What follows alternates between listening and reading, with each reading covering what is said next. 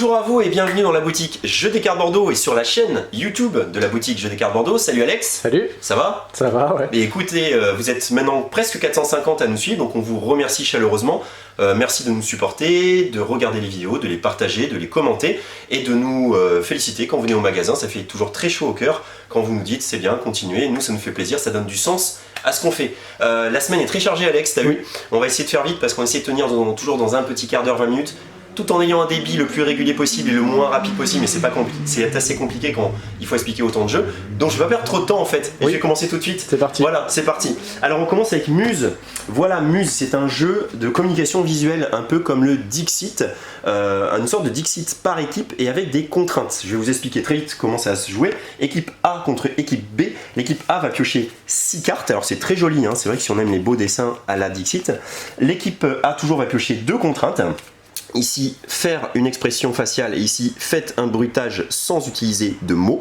Elle va donc décider de donner une contrainte et une carte à un joueur de l'équipe B. Voilà, donc elle va évidemment choisir la contrainte qui est la moins facile par rapport aux images et elle va donner la carte et la contrainte au joueur Muse de l'équipe B. Le joueur Muse équipe B va montrer la contrainte, va faire ce qui est indiqué, donc faire une expression faciale. Qu'est-ce que je ferai comme expression faciale? C'est très compliqué, surtout avec les masques maintenant pendant le coronavirus. Mais imaginons que c'était plutôt un bruit. Je vais faire le bruit de la tempête, je vais faire comme ça. Et je vais pas montrer la carte évidemment, je vais la rendre à l'équipe A qui va mélanger les cartes, montrer les 6 cartes aux autres membres de l'équipe B qui vont devoir déterminer de quelle carte j'ai fait en fait le bruit dans ce cas de contrainte là. Voilà, si la carte est bonne, l'équipe B gagne la carte. Au bout de 5 cartes, on a gagné la partie. Si la carte est fausse, c'est l'équipe A qui gagne la carte. Voilà, vous voyez, si vous aimez Dixit, vous aimez un peu les jeux de gage un petit peu, parce que ce côté contrainte, il y en a plein, va rajouter beaucoup de piment. Tu parlais de Paranormal Detective aussi, là, qui va donner des contraintes pour faire deviner. Voilà, c'est un jeu réussi dans le côté visuel, et si vous n'avez pas trop de jeux à communication visuelle déjà, alors Muse peut faire l'affaire. En plus, petit format, c'est très agréable en ces périodes de vacances. On passe de l'autre côté ici avec un grand classique réédité qui s'appelle Forcel, qui nous permet de vous reparler de cette opération là, donc l'opération minigame, qui sont des jeux de la collection de chez Yellow. Moins 25% si vous achetez 2 jeux, donc moins 5% sur le deuxième jeu. Si vous achetez 3 jeux, moins 25% sur le deuxième et moins 50% sur le troisième jeu. Et les jeux sont très très bons. Et il y a également Forcel qui vient d'arriver. Forcel, c'est quoi? C'est un jeu d'enchères, mais un jeu d'enchères en 2 parties. Et c'est là que c'est malin. Dans une première partie, vous allez avoir des sous, un peu comme au Monopoly, et vous allez gérer vos sous pour acheter des maisons qui ont des chiffres qui vont de 1 à 30. On mettra autant de cartes que de joueurs et chacun va faire des mises. Genre, moi je mise 1000, ah bon, moi je mise 2000, etc. Jusqu'à ce que vous passiez. Quand vous passez, vous récupérez la moitié de la somme que vous avez misée et vous récupérez la maison la plus faible. Et puis ainsi de suite jusqu'à ce que le joueur qui a remporté les enchères dépense tous ses sous et gagne la maison la plus forte. Ça c'est la première manche, mais c'est pas parce que vous avez gagné les meilleures maisons que vous allez gagner la partie. Et tu en sais quelque chose, Alex? Oui. Voilà, puisque dans la deuxième partie, vous allez avoir des chèques qui vont être mis aux enchères, enfin qui vont être mis autant que de joueurs. Et maintenant, chacun secrètement, une fois qu'on aura donc constitué sa main de cartes maison, va miser une carte simultanément qu'il veut remporter pour remporter le chèque le plus élevé. Voilà, donc chacun va révéler. La maison la plus forte remporte le chèque le plus fort, la deuxième maison la plus forte remporte le deuxième chèque le plus fort, et ainsi de suite. Donc attention, vous achetez judicieusement vos maisons, mais vous les revendez aussi judicieusement. Genre là, 14 000, ça peut être intéressant de claquer sa grosse maison, et de pas attendre trop longtemps. Et des fois, les chèques vont être intéressants, ou voire pas du tout, parce qu'il va y avoir des chèques à 0, n'est-ce pas? Je sais pas si j'en ai un ici, oui, il y a des chèques, voilà, il y a des chèques qui valent 0, voilà, comme celui-là, refusé. Donc là, il vaut mieux pas tomber dessus, parce que vous allez complètement perdre ce que vous avez gagné au tout début de la manche 1 avec vos maisons. C'est très malin Forcel et c'est dans la gamme minigame. On enchaîne avec une extension Wasabi. Donc Wasabi, c'est ce jeu qui plaît énormément aux familles. Un jeu en fait qui va se jouer avec des dés et des cartes. Le but étant de se débarrasser de tous ces dés. Et évidemment, les dés vont vous permettre de donner les dés à vos adversaires, mais aussi de jouer des cartes en fonction des symboles Wasabi que vous aurez sur vos dés, et les cartes vous permettent de faire des actions puissantes. Et moins vous avez de dés, moins vous faites des actions puissantes, donc moins vous avez de dés, moins vous avez de facilité à vous débarrasser de vos dés. Voilà, et donc l'extension piment est arrivée. Des dés rouges, donc maintenant on va partir avec 3 dés noirs et 1 dé rouge. Les dés rouges ont des faces un petit peu comme les faces Wasabi, mais ils ont la face piment qui va vous permettre de récupérer une carte de la pioche piment, qui sont des cartes qui soit auront des pouvoirs immédiats, donc vous la jouez tout de suite, soit des pouvoirs différés pendant la partie. Là où c'est malin, il y a un petit côté rapidité aussi, c'est que quand vous jetez vos dés, si vous faites un seul symbole Wasabi, et un seul uniquement, Tout le monde doit taper sur le paquet de cartes et le premier à taper rapportera la première carte du paquet qu'il pourra rajouter à sa main gratuitement. Les cartes sont très puissantes, tu l'as vu Alex? Oui. Voilà, ce sont des cartes très puissantes qui vont échanger les cartes, qui vont donner des dés plus puissamment. Wasabi Extension vient d'arriver et était très attendu par les familles qui ont envie de renouveler leur Wasabi parce que c'est pas un jeu récent Wasabi. Donc c'est bien d'avoir fait une extension. On enchaîne avec The Voting Game. En fait, pas grand chose à vous dire, hein. C'est un jeu brise-glace, un jeu pour apprendre à se connaître. On va jouer des cartes, par exemple, quelle est la personne dont tu souhaiterais le plus voir l'historique de recherche sur Google. Et ben par exemple, chacun va noter un nom, chacun va voter et ensuite on va révéler les votes et la personne qui est le plus citée devra s'expliquer et vous demandera pourquoi vous voulez voir mon historique Google. Ça peut amener des situations cocasses. The Voting Game, c'était un des premiers jeux comme ça dans ce style-là et il arrive enfin édité en France comme indiqué sur ce joli petit bandeau rouge. C'est bon, on a fini de ce côté-ci. Oui. Donc, on continue avec maintenant Jump Drive. Jump Drive, on rentre dans les jeux de stratégie, de cartes. C'est le créateur de Res Arcana, Tom Lehman. Donc, c'est également le créateur de Race for the Galaxy. Et c'est une version épurée du jeu Race for the Galaxy. C'est un petit combat en 20 minutes la partie. Un jeu à points de victoire. Le premier arrivé à 50 points de victoire gagne, enfin en tout cas met fin à la partie, celui qui a le plus de points qui a gagné. C'est un jeu de ce qu'on appelle du engine building en anglais, c'est-à-dire construction de moteurs de cartes, on pourrait appeler ça. En gros, à votre tour de jeu, vous allez acheter des cartes, les poser devant vous en payant le coût, les cartes étant à la fois de la monnaie et des cartes. Par exemple, vous voyez, cette carte-là, c'est un vaisseau d'assaut, mais si je veux payer le vaisseau d'assaut, je vais devoir défausser 4 cartes de ma main. Voilà, donc quelles sont les cartes que j'ai envie de sacrifier, quelles sont les cartes que j'ai envie de poser. Ces cartes vont permettre de rapporter des points de victoire. Ici, maintenant, le vaisseau d'assaut me rapportera 2 points de victoire à chaque tour. Par contre, au niveau pioche de cartes, ce qui est important, c'est aussi d'avoir un moteur de pioche. Il me rapportera rien, donc ça peut être intéressant de poser aussi cette carte-là, qui est la publicitaire galactique, qui me rapporte de quoi piocher 2 cartes à la fin de mon tour, mais 0 points de victoire. Donc à vous de voir comment vous voulez goupiller tout ça, sachant que vous aurez des planètes et des développements, et que les planètes vont combiner entre elles. Il y a énormément de combinaisons. C'est le créateur de Res Arcana et de Race for the Galaxy, donc c'est quelqu'un qui joue beaucoup sur les synergies de cartes. Il y a énormément de stratégies, mais c'est très dynamique, très rapide comme jeu, donc 20 minutes à partie encore une fois, c'est très exponentiel, hein. On monte très vite, au début on a 1 point de victoire, puis après 10, puis après 12, puis après 20. Et en 6-7 tours de partie, c'est fini. On a juste envie de remettre une parce qu'on sent la richesse du jeu. Il y a des mondes militaires, il y a des stratégies militaires, des stratégies xéno avec les aliens, il y a des stratégies de biologie, de recherche. Enfin, il y a plein de petites choses vraiment sympas. Jump Drive, c'est vraiment très chouette dans cette petite boîte. Pas petit prix, c'est quand même 30 € malgré sa petite boîte, mais il y a beaucoup de cartes. Et si vous voulez vous initier à Race for the Galaxy, c'est un bon début. Voilà, on enchaîne sur Magic Rabbit, vous le connaissez parce qu'on a fait une vidéo avec un grand magicien qui est venu vous l'expliquer. Et donc Magic Rabbit, c'est un jeu de la famille des yokai, de la famille des hanabi, un jeu en fait à communication restreinte, voire très limitée. Vous allez devoir dans ce jeu-là réagencer des chapeaux qui vont de 1 à 9 avec des lapins qui vont de 1 à 9. Et les lapins se sont mélangés. Vous voyez, là c'est lapin 2 dans le chapeau 4, c'est le lapin 8 dans le chapeau 8. Waouh, on a la chance. Lapin 6 dans le chapeau 3. Et à votre tour de jeu, vous avez une seule action à faire, intervertir des chapeaux, intervertir des tuiles, ou alors bouger aussi des colombes à la fin parce que les colombes bloquent les chapeaux et vous ne pouvez pas les déplacer. Il faudra donc réagencer ici de 1 à 9 et que derrière chacun des chapeaux se trouve le lapin du numéro correspondant. Et tout ça en temps limité en 2030. Et tout ça aussi avec beaucoup d'évolution puisque vous aurez 3 enveloppes que vous pourrez ouvrir au fur et à mesure de votre progression dans le jeu qui va vous rajouter des contraintes, des petits challenges. Donc le jeu va vous surprendre de nombreuses fois grâce à ces enveloppes et à un côté très malin. Si vous aimez Hanabi, Yokai, foncez. Le jeu est très sympa, très bien édité. 15 € la boîte, c'est chez les Lumberjack dans leur collection Coffee Break. C'est le jeu le plus familial, le plus intergénérationnel qu'on peut vous proposer dans la collection. Voilà, n'hésitez pas pour cet été à jouer à Magic Rabbit.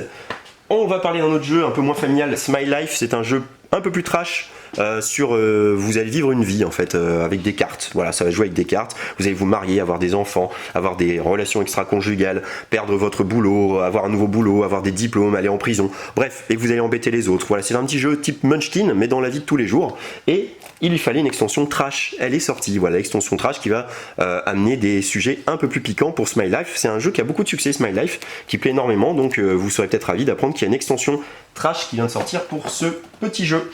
On passe de l'autre côté où j'ai oublié des trucs parce que moi je suis encore perdu comme d'habitude. Non, c'est bon. Non, c'est bon. Ok. Donc là, on a l'extension Western Legend, mais j'en parle derrière le comptoir, donc je vais pas en parler là maintenant. Ouais, ok. Ici, on n'a rien. On a, hop, oui, si, Bulbucus. chez Agricola. Donc Agricola, vous savez, c'est un jeu de gestion de sa ferme, micro-gestion. Et Bulbucus, c'est un nouveau paquet de cartes avec des nouveaux arrangements, enfin des aménagements, pardon, et des nouveaux savoir-faire pour varier vos parties. Voilà, Bulbucus est disponible au magasin si vous êtes fan d'Agricola. Et si vous êtes fan d'Agricola, vous serez peut-être heureux aussi d'apprendre que Uwe Rosenberg avait sorti un autre jeu après Agricola qui s'appelait Caverna. Un jeu où on va retrouver un petit peu le côté gestion, mais cette fois d'une caverne, donc de votre clan dans une caverne, où vous allez aussi creuser votre caverne, vous allez sortir de votre caverne pour faire de l'élevage d'animaux, de la culture, et là on retrouve le côté Agricola. On a même l'impression que c'est les mêmes tuiles qu'Agricola. Moi je pense que ce sont les mêmes tuiles qu'Agricola, les tuiles de labourage. Voilà, et donc ça, Caverna, c'est fait une petite beauté en termes de look de boîte, et est à nouveau disponible par Funforge, et on en a également. Et Bazaar Quest. Et Bazaar Quest. Alors ça, Alex, tu vas pouvoir en parler. Oui. Parce que moi, j'y ai pas joué, j'ai lu la règle, mais toi, tu as joué, donc tu as les sensations du jeu. Vas-y, on t'écoute. C'est ça, c'est un... Essentiellement, en fait, c'est du draft de cartes. On va drafter, je fais un petit zoom, ces petites cartes-là qui sont en fait des équipements, essentiellement. Alors drafter, c'est s'échanger des cartes comme Exactement, c'est ça. Pour ceux qui connaissent le Seven Wonders, c'est exactement la mécanique. ça. On se draft des petites cartes d'ici d'équipement qu'on va pouvoir mettre, évidemment, en vitrine pour une d'entre elles. Ah oui, parce que pour le thème, on tient une boutique. Et oui, une boutique de ce genre d'équipement d'objets en fait. pour les héros. Exactement, et en fait, on va essayer, grâce à la vitrine qu'on a placée, d'attirer des héros.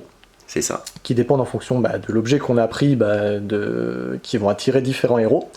Et le but après, une fois qu'on a attiré le héros, c'est de lui vendre tout simplement notre des Kaamelott. objets qu'on a dans la boutique. Une fois qu'il est équipé, mais c'est pas loin de notre métier ça, oui, c'est ça, en fait. Une fois qu'il est bien équipé, ou presque, on va dire, il va affronter un boss. Et donc en fonction, s'il a réussi plus ou moins à affronter le boss, on gagne de l'argent. Et il est toujours en vie, et il aura plus de sous. Exactement, donc du coup on gagne des points de victoire pour la renommée, parce qu'il est content, il a affronté un bon boss grâce à nos objets. Donc voilà, Bazaar Quest. Ouais, c'est très second degré en fait. Exactement. On gère une boutique en fait dans laquelle vont se fournir les héros. Voilà, c'est un jeu qui va avoir pas mal d'extensions, donc beaucoup de richesses aussi à venir. Et c'est un jeu, on le signale, qui se joue très bien à 6, jusqu'à 6 joueurs. Donc en l'absence de Seven Wonders, si vous cherchez un jeu dynamique parce que c'est en simultané qu'on fait le jeu, donc il n'y a pas de temps d'attente pendant le jeu, vous pouvez jouer jusqu'à 6 joueurs à ce jeu-là et ça fonctionne très bien. Voilà, et là il est temps de parler du retour de l'oiseau. Fait comme... Non, voilà. Ouais, Wingspan est de retour. L'extension, vous attendrez la fin de semaine, la fin de mois.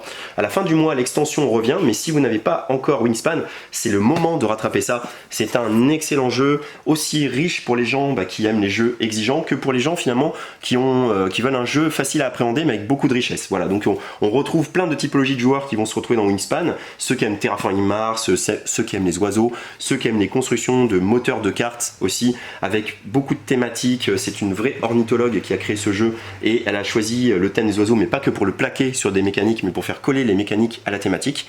Donc voilà, Wingspan est disponible, et ça c'est une belle nouvelle.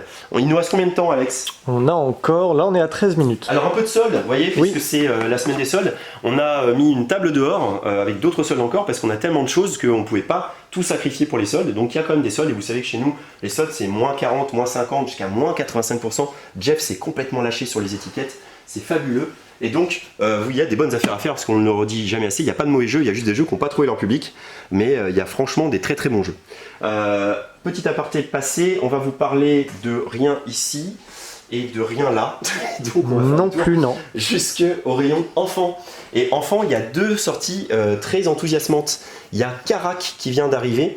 Et Karak, c'est un petit rêve si vous êtes un papa ou une maman et que vous aimez bien les donjon crawlers type Descent ou des choses comme ça, et que vous voulez jouer à ça avec votre enfant ou que vous voulez l'initier, bah vous avez un jeu à partir de 6-7 ans de donjon crawler très malin avec un matériel complètement époustouflant pour un jeu pour enfants, avec vous voyez des tuiles creusées, enfin voilà, des petites plaquettes creusées. Même dans Zombicide, la première version, on n'avait pas ça.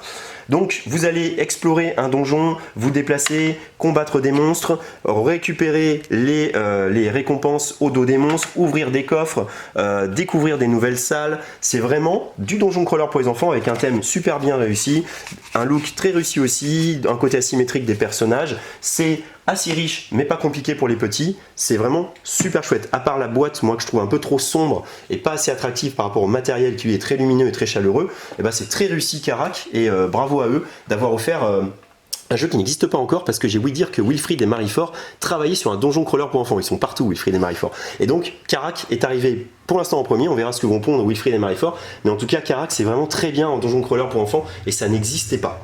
Voilà, sans ça, un vieux jeu qui est réédité, qui avait eu l'Educaflip, c'est-à-dire le jeu éducatif entre guillemets du festival ludique international de Parthenay. Vous avez le jeu Farandole, un très beau jeu en bois, avec des très beaux jeux de mots, hein, la farionnette, le farbre de Noël. Et donc vous allez avoir un phare et vous allez devoir reconstituer ce phare avant votre adversaire, donc il y a un petit peu de rapidité, il y a aussi de l'observation et il y a de la motricité parce que les tuiles sont toutes petites et se cassent un petit peu la figure, des petits trucs, on va mettre ça, il faut pas que ça tombe, c'est la rapidité donc on va faire tomber, voilà, c'est un jeu très simple à jouer avec les enfants, c'est un jeu très apprécié dans les ludothèques et il est de retour avec une jolie petite nouvelle boîte, Farandole est donc maintenant disponible pour les enfants. Je crois qu'on a fini Alex, si on n'a rien oublié. Oui. Parce qu'il y avait tellement de choses, on s'est dit, on va oublier des trucs, comme la dernière fois où on avait oublié Forcell, et c'est pour ça qu'on en a parlé. Mais j'ai des petites choses derrière le comptoir, je vais vous les montrer avant qu'on se quitte. Keyforge Mass Mutation qui est sorti la semaine dernière mais qu'on avait oublié, c'est un peu un non-événement parce que personne s'y intéresse, non je rigole. Mais on l'avait eu en avant-première, genre on a le droit de le vendre et en fait on n'avait pas vendu. Voilà, donc Keyforge c'est quand même un excellent jeu de Richard Garfield, le créateur de Magic, un jeu pour jouer à deux, un jeu très riche mais très simple aussi, et j'en profite pour dire qu'on a l'autre boîte, l'âge d'Ascension, à moins 40% en solde actuellement. Donc si vous voulez aussi commencer par Keyforge, vous n'êtes pas obligé de faire Mass Mutation, vous pouvez prendre l'âge de l'Ascension à moins 40%, ça vous fera encore moins cher. On a également deux nouvelles boîtes pour Star Wars Legion qui cartonnent Star Wars Legion, donc c'est tout le temps en rupture, donc ça c'est les deux nouvelles figurines. Et si vous voulez peindre Nathalie Portman, c'est quand même génial, ben voilà, vous avez Padmé Amidala qui est enfin disponible en petite figurine pour votre jeu Star Wars Legion, et Cad Ben, un peu moins sexy, mais peut-être plus efficace dans le combat. Ensuite, Exit. Alors Exit, il y en a pas mal. Exit, il y a les livres maintenant. Donc si vous partez en vacances et que vous voulez transporter un petit livre avec vous et réfléchir un petit peu à des tas de petites énigmes, alors ça je peux pas l'ouvrir parce que ça va spoiler, mais voilà, le journal de bord est très rigolo. Et ben vous pouvez partir avec les livres Exit. Et si vous aimez Exit, c'était des petites boîtes, vous vous souvenez, bah maintenant ils ont sorti un grand scénario, voilà, un scénario en deux parties, plus long mais toujours avec le même principe hein, de casse-tête, de escape room, avec cette différence avec Unlock, parce qu'on le compare beaucoup à Unlock, que comme indiqué ici, vous allez déchirer, détruire, plier le matériel. Donc si vous n'aimez pas ça, n'achetez pas Exit, mais si vous aimez bien les escapes bien tordus, être vraiment à réfléchir, faire mouliner vos petites cellules grises, n'hésitez pas parce que c'est quand même un cran au-dessus des fois que Unlock, parce que Unlock est sympa avec l'application, mais Exit est plus recherché au niveau des astuces, etc. Donc Exit c'est très bien, sauf qu'après la boîte, on la met à la poubelle. Voilà, et ça peut choquer dans cette période. Western Legend, nouvelle extension pour ce jeu monde ouvert, très inspiré de Red Dead Redemption pour ceux qui connaissent le jeu vidéo.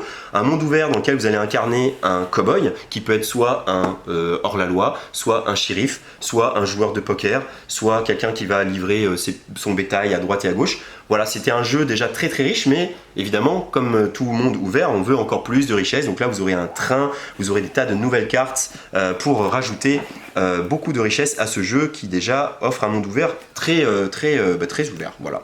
On peut pas dire plus que ça. Et on va finir sur la bonne nouvelle. Enfin, nous, on l'a appris il y a une semaine que ça sortait. Si on l'avait su, les gens qui ont acheté Catan plus Marin, on leur a dit attendez, il y a une boîte qui sort, mais on ne le savait pas. Donc l'extension Catan pour les 25 ans, c'est déjà les 25 ans de Catan, ce grand ancien qui continue de vendre. Et ben Catan plus les marins, plus des petits scénarios goodies au prix de 59,90 €, c'est-à-dire pour le prix de la mini extension Catan 5-6 joueurs. Donc clairement, c'est super intéressant si vous ne connaissez pas Catan, sachant que Marin, c'est une des extensions la plus achetée après Catan parce qu'elle est simple à rajouter au jeu, elle offre pas beaucoup de complexité dans les règles, mais elle va offrir donc des îles supplémentaires avec des bateaux à la place des routes. Voilà. Il y avait tout ça les amis, et on a essayé de tenir en combien de temps?